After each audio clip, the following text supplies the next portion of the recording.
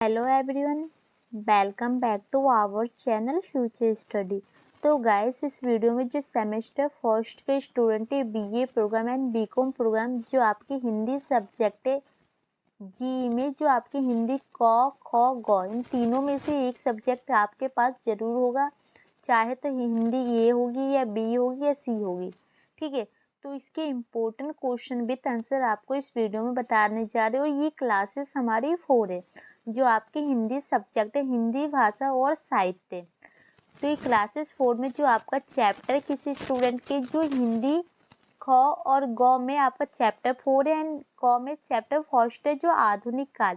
इसके important question with answer आपको इस वीडियो में बताने जाए। इसमें टोटल 4 क्वेश्चन लिए गए, जिसके आंसर आपको इस वीडियो में कंप्लीट मिलने जा रहे हैं। और इससे पहले कि बाकी की थर्ड क्लासेस नहीं देखी तो देख लीजिएगा, लिंक आपको डिस्क्रिप्शन बॉक्स में मिल जाएगा। और ये हमारी क्लासेस 4 होने वाली सभी वीडियो इंपॉर्टेंट होती है। यहाँ पर हम वही क्वेश्चन लेते हैं जो 90% चांस होते हैं आपके पेपर में आने के। और एक चीज़ और कि यहाँ पर हमें टोटल आपके जो एक चैप्टर होता है ना कंप्लीट करा रहे हैं, और एक चैप्टर में से एक क्वेश्चन आपके पेपर में ज़रूर बनेगा, आप सभी को पता है। तो एक वीडियो को देखने का मतलब है कि आपका एक क्वेश्चन रेडी हो जाता है। ठीक है, तो वीडियो को स्टार्ट करते हैं। तो सबसे पहले आपका क्वेश्चन ये बनता है, देखिए, मध्यकालीन बौद्ध तथा आधुनिक कालीन इन दोनों के बारे में आपको बताना है। ठीक है, तो इसमें देखिए क्या बताना है। इसमें से जो भी क्वेश्चन बनेंगे ना, टोटल 3 क्वेश्चन आ रहे हैं और तीनों का आंसर इस वीडियो में बताया जाएगा एक एक करके। तो देखिए, आधुनिक काल में गद्य और पद्य दोनों की अभिव्यक्ति का माध्यम खड़ी बोली होना इस काल की उल्लेखनीय उपलब्धि है। तो जो आधुनिक काल में ना गद्य को ना खड़ी बोली के द्वारा ही जो बोला जाता है, ये काल की ना उपलब्धि मतलब एक विशेषता है। काव्य जो अब तक ब्रजभाषा में लिखा जा रहा था, आधुनिक काल में उसकी अभिव्यक्ति का माध्यम खड़ी बोली हो गई। तो जो काव्य होती है ना, पहले तो कौन सी भाषा में, जो ब्रज भाषा में लिखी जाती थी, लेकिन जो आधुनिक काल के आने से ना उसकी जो बोली है ना खड़ी बोली में परिवर्तन हो गई है। खड़ी बोली के कारण आधुनिक काल की साहित्य रचना में सकारात्मक परिवर्तन दिखाई दे।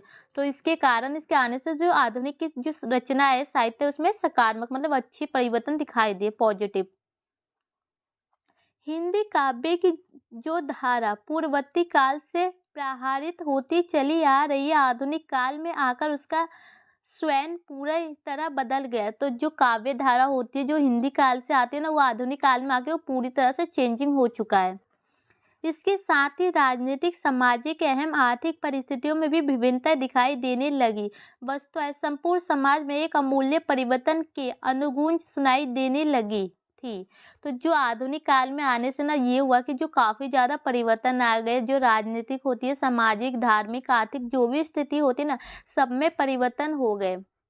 आधुनिक काल के परिवर्तन का शीर्ष भरत तेंदु को दिया जाता है। आधुनिक काल में राष्ट्रीयता, समाज सुधार, देश प्रेम, जन जागरण, विदेशी शक्तियों के प्रति तीव्र आक्रोश, शोषण तथा अत्याचार के विरुद्ध जन कोष की भावना आदि प्रवृत्तियों ताकने की परिस्थितियों में प्रमुखता से प्रकट हो रही थी। तो जो आधुनिक काल आने से ये हुआ ना कि जो वहाँ की राष्ट्रीय भावना होती है, समाज प्रेम, सुधार, जो भी शक्तियाँ, जो भी गुस्से होते हैं ना, जो भी विरोध किए जाते हैं, वो सभी ना जो प्रमुख रूप से जो प्रकट हुई, और इनमें काफ़ी ज़्यादा जो सुधार आए और इसमें लोगों की भलाई हुई। इस पे आधुनिक काल में काफ़ी ज़्यादा लोगों के फायदे भी हुए।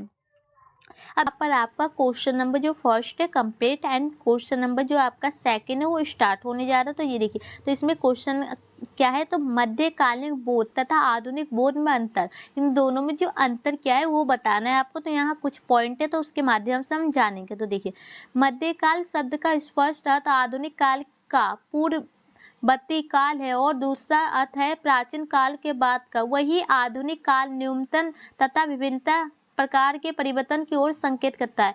तो जो मध्यम काल का जो अर्थ क्या लगाया जाता है, उसके शब्द का जो पूर्ववर्ती काल होता है वो, और जो प्राचीन काल के बाद का है, मतलब प्राचीन काल के बाद का समय। और जो आधुनिक काल में ना जो विभिन्नताएं होती है उसके प्रकार में परिवर्तन की ओर संकेत करता है। इसका सेकंड पॉइंट है, आधुनिक काल में सामान्य मनुष्य विभिन्न स्तर जैसे सामाजिक, राजनीतिक तथा आर्थिक पर परिवर्तन होने का बाध्य हुआ। तो जो आधुनिक काल में ना राजनीतिक, सामाजिक, आर्थिक इन सभी में जो परिवर्तन होते हैं, किंतु मध्यम में उसके लिए ऐसी परिस्थितियां नहीं बनी। और जो मध्यम काल में ना ऐसी परिस्थितियां नहीं है जो राजनीतिक, आर्थिक, सामाजिक आधार पर जो परिवर्तन हो।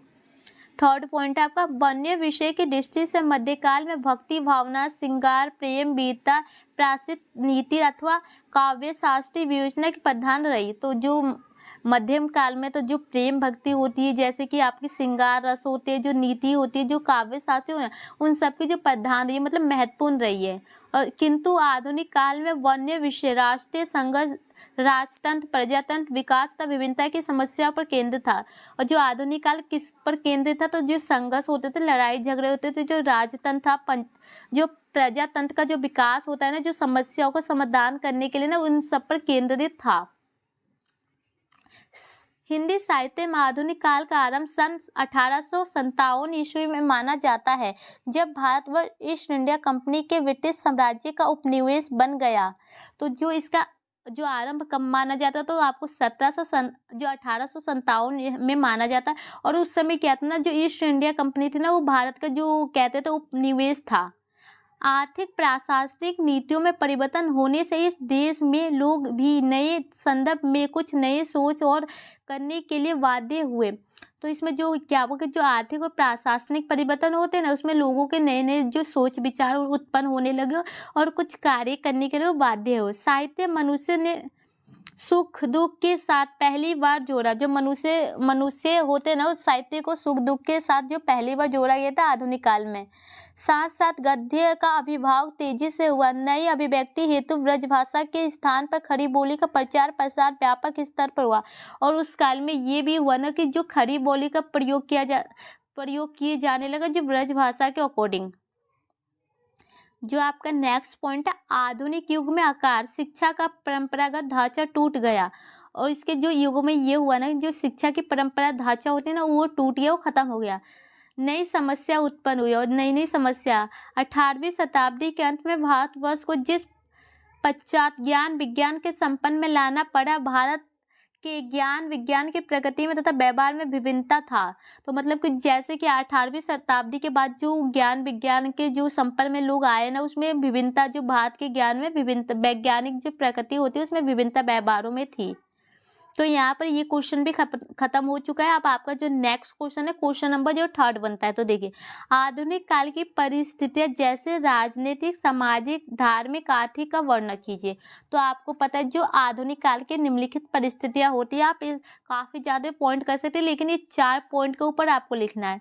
एक चीज़ जो आपके पेपर में इस टाइप से भी क्वेश्चन आ जाएगा, जो आधुनिक काल की ना विभिन्न परिस्थितियों का वर्णन कीजिए। आपको ये पॉइंट नहीं लिखे रहेंगे, तो आपको परिस्थितियां लिख के आए जहाँ भी, तो आपको इन चारों के बारे में बताना होता है, ठीक है। तो हम एक एक करके देखते हैं। तो सबसे फर्स्ट हमने पॉइंट लिया जो आर्थिक परिस्थितियां। भारत में इंग्लैंड सरकार की आर्थिक नीति शोषणकारी थी। उनका मुख्य उद्देश्य भारत के आर्थिक संसाधनों का अधिक से अधिक दोहन करना था। तो जो इंग्लैंड सरकार थी, तो उसकी आर्थिक नीति कैसी थी, जो शोषणकारी थी भारत में, ठीक है। उनका जो मुख्य उद्देश्य क्या था कि जो भारत के संसाधन होते हैं ना, उनको अपने देश में अपने दोहन करना, वो अपने राज्य में ले जाना चाहते थे। वो यह से कच्चा माल सस्ते दामों से इंग्लैंड ले जा रहे थे और वहाँ अपने तैयार माल भारत में महंगे दामों पर बेच रहे थे। तो यहाँ से वो खरीद के ना जो सामानों को ले जाके और वह तैयार करके भारत में लाके वो महंगे दामों पर उसे बेच रहे थे। इस प्रतिस्पर्धा के सामने भारतीय उद्योग धंधे टिक नहीं पा रहे थे। परिणाम स्वरूप भारतीय कारीगर बेकार हो रहे थे और रोजगार की तलाश में शहरों की ओर भाग रहे थे। तो इससे ये हुआ ना कि देखो, अब भारत में तो कमाई रही नहीं, अपने मतलब गाँवों में जो उनके उद्योग, उनकी कंपनियों की वजह से ये हुआ, इंग्लैंड की वजह से। तो उनका जो परिणाम स्वरूप ये होना कि उनका पूरा बिजनेस जो बेकार हो गया। तो इसके जो रोजगार की तलाश में ना वो शहरों की ओर जाने लगे। शहरों में जनसंख्या बढ़ने लगी और शहर में क्या हुआ, जब लोग जाएंगे तो जनसंख्या बढ़ेगी। भारतीय किसान, मजदूर, व्यापारी, कारीगर आदि सभी अंग्रेज के शोषण का शिकार थे। और जो किसान होते हैं, व्यापारी होते हैं, कारीगर, वो सभी जो अंग्रेज होते हैं ना, उनके शोषण मतलब उन पर अत्याचार किए जाते हैं अंग्रेजों द्वारा। अतः सभी संगठित होकर अंग्रेजों के विरुद्ध खड़े होने लगे। और इस काल में अंत में ये हुआ कि सभी जो मिलके एक साथ होकर जो अंग्रेजों के विरुद्ध में लड़ाई लड़ना शुरू कर दिए कि अपने आज़ादी के लिए। सेकंड पॉइंट, तो जो आपका सेकंड पॉइंट है राजनीतिक परिस्थितियाँ। तो देखिए, जिस समय के आधुनिक हिंदी साहित्य का आरंभ माना जाता है, उस समय से एक शताब्दी पूर्व ही भारत की राजनीतिक स्थिति में बदलाव आना शुरू हो गया। तो जो ये माना जाता है ना कि जैसे कि आज से राजनीतिक का जो आधुनिक युग है, इसका साहित्य हिंदी का शुरू हो गया।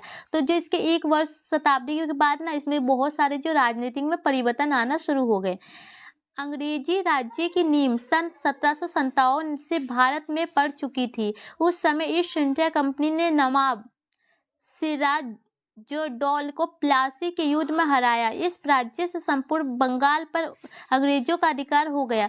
तो देखो जो उस समय थी अंग्रेजों की जो कहते हैं ना नींव भारत में पड़ चुकी थी, और इससे ये हुआ ना जो ईस्ट इंडिया कंपनी के नवाब होते हैं उनको हरा के जो इस युद्ध में ना हराया गया, तो इससे ये हुआ ना कि जो बंगाल पर अंग्रेजों का अधिकार हो गया, उनको विजय प्राप्त कर ली।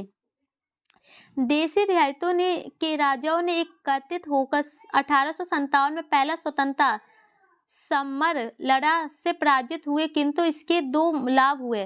तो जो देशी रियासती के जो राजा होते थे सब इकट्ठा हो गए, जो इन सन में उन्होंने लड़ाई की स्वतंत्रता के लिए, लेकिन वो पराजय हो गए, लेकिन इसके हार चुके थे, लेकिन इसके दो फायदे भी हुए थे। ठीक है, भारत में ईस्ट इंडिया कंपनी का शासन समाप्त हुआ, भारत ब्रिटिश राज्य का उपनिवेश बन गया। तो भारत में क्या हो गया कि जो इसका शासन था वो खत्म हो गया, इसका उपनिवेश बन गया। दूसरे, अंग्रेजों ने अपनी आर्थिक, शैक्षिक और प्रशासनिक नीतियों में परिवर्तन किया। नए उद्योग धंधों के देश की आर्थिक स्थिति उत्पन्न की। अंग्रेजी प्राचीन और शिक्षा के व्यापक प्रसार से जनता में जन का उदय हुआ। तो इससे ये हुआ कि जो अंग्रेजों के जो आर्थिक, शिक्षण, प्रशासनिक उसमें सब में परिवर्तन आ गया। जो उद्योग धंधे होते ना, आर्थिक स्थिति उस सबकी जो प्रचलन होने लगी, अच्छी होने लगी। जो शिक्षा के व्यापार में भी प्रसार हुआ, जनता में ज्ञान का उदय हुआ। रेल, डाक, तार आदि यातायात और संचार साधनों से देश में सुखी संबंधी के बीज उत्पन्न हुए। प्रेस के आविष्कारों से साहित्य का प्रचार और प्रसार हुआ। धार्मिक स्थिति, तो इससे ये भी हुआ ना, जो आपको पता है जो मीडिया इंटरनेट के जरिए जैसे रेल, डाक और यातायात के जो संचार होते हैं, साधन होते हैं, उन सब से उत्पन्न होने से जो लोगों में शांति की स्थापना हुई। जब इसके जरिए जो प्रेस होता है, जो मीडिया, उसके जरिए जो साहित्य जो प्रचार होते हैं ना, उसको फैलाया गया। अब आपका नेक्स्ट टॉपिक है जो धार्मिक परिस्थितियां। अंग्रेजी शासन और उनकी नीतियों का प्रभाव भारत के सामाजिक धार्मिक परिस्थितियों पर भी पड़ा था। इस युग में दोनों तरह से समाज सुधार और धार्मिक सुधार की बात होने लगी। एक तरफ भारतीय समाज सुधारक समाज सुधार और धर्म सुधार के अलग जग रहे थे। तो आपको पता है जो इस काल में ये हुआ कि जो राजनीतिक, जो सामाजिक और धार्मिक दोनों परिस्थितियां उत्पन्न हुई, और दोनों में ना जो सुधार किए जाने लगे, और जो भारतीय समाज के लिए एक अच्छी बात है। दूसरी तरफ अंग्रेज सरकार भी भारत की रूढ़िवादी परंपराओं को अवैध घोषित करने पर आमाद थी। धार्मिक परिस्थितियों भी मानव चेतना का प्रभावित किए बिना नहीं रह सकती। ब्रिटिश राज्य की स्थापना के कारण भारत की अर्थनीति, शिक्षा पद्धति, यातायात के साधन आदि बुनियादी परिवर्तन हुए। तो जो भारत की परिस्थितियां होती है, जो धार्मिक होती है ना मानव की, तो वो क्या हुई, जो प्रभावित होने लगी। तो जो ब्रिटिश राज्य की स्थापना हुई, उसके कारण ये हुआ ना, जो अर्थनीति, जो शिक्षा होती है ना, यातायात साधन, वो सब में बुनियादी परिवर्तन आया और इसका प्रचार हुआ। समाज के इस नवीनीकरण से पुराने धार्मिक संस्कार राजनीतिकों में मेल नहीं खाते थे। जो ये नए परिवर्तन हुए, इससे ये हुआ ना, जो पुराने जो धार्मिक संस्कार होते हैं, जो नए होते हैं ना, उनमें मेल नहीं खाते। अतः धर्म में भावना के स्थान पर तर्क, बुद्धि और विवेक का आगमन हुआ। तो जो कहते हैं धर्म में जो भावनाएं होती है स्थान, उसकी जगह बुद्धि और विवेक का जो उत्पन्न हुआ। राजा राम मोहन राय वर्मा समाज के संस्थापक थे। उन्होंने अकेले खड़े होकर समाज की कुरीतियों का प्रहार किया। तो जो राजा राम मोहन थे, उन्होंने समाज के संस्थापक थे वहाँ के, और उन्होंने अकेले बुराइयों को खत्म करने का प्रयास किया। विधवा विवाह का समर्थन किया। स्त्री पुरुष को समान अधिकार की मांग की।